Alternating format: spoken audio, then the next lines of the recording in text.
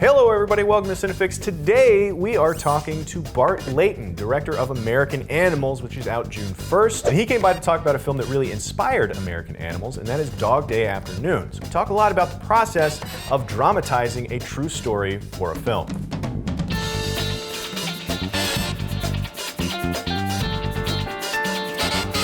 Thanks for being here. Thanks, man. Really appreciate it. First of all, congratulations on the film. American Animals it's a really cool movie. It's a true crime film. Yeah, it's a true story, and I think a slightly new way of telling a true story that you probably haven't seen before. My background is in documentaries, and this is a fiction film, but also the real guys who they play are also in the movie. And yeah, I was legitimately surprised. Yeah, like at one point when Evan Peters turns to the guy that he's playing and is like, "Is this how it happened?" Yeah, I mean there was a whole lot of true stories, and we all go to the cinema and you see that, you know, based on a true story, and then you wait until the end and you see a few photos of the real people. And with this, the idea with including the real people is you're constantly reminded that this really happened, that these are real people, and with that come real consequences. And you know, the story takes place in the same world that you and I inhabit. But moving on to a movie, another true story adaptation on the big screen, Dog Day Afternoon. Mm-hmm. What is it that you like about that movie in terms of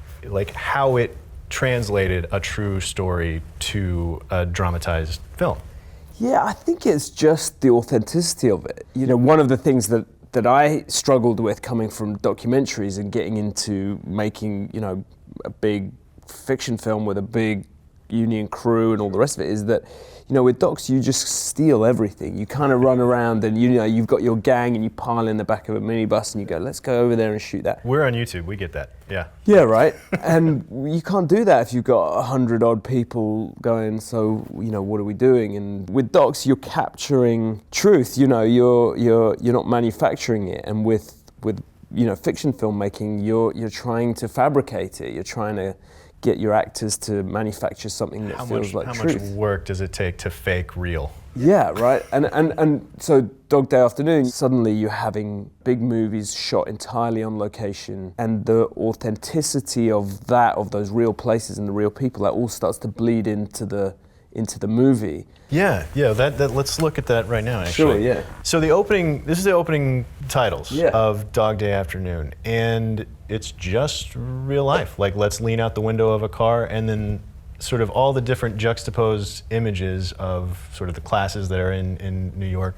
And, you know, the authenticity of that, it's like immediately we know that this is happening in a world that we recognize. It's real people. We're not going into kind of movie land. And again, as you say, you know, he sets up this juxtaposition between the haves and the have-nots. You know, there was a lot in this film that related to American Animals, and there was, you know, we had a kind of joke on set, which was, well, it's not a very funny joke, but we used to talk about how in their minds it was Ocean's 11, and in reality it ended up becoming Dog Day Afternoon. Well, and there's that great sequence where they're going through the planning and they're tossing keys to each other, and then that looking really slick versus the reality of how difficult it ended up being. Yeah, and in a way that's one of the things that we wanted to do in the movie, is sort of kind of chart their detachment from reality. You know, as they do more and more planning and plotting, they kind of get lost in this movie. So there's one scene here in Dog Day Afternoon that I wanted to look at. These moments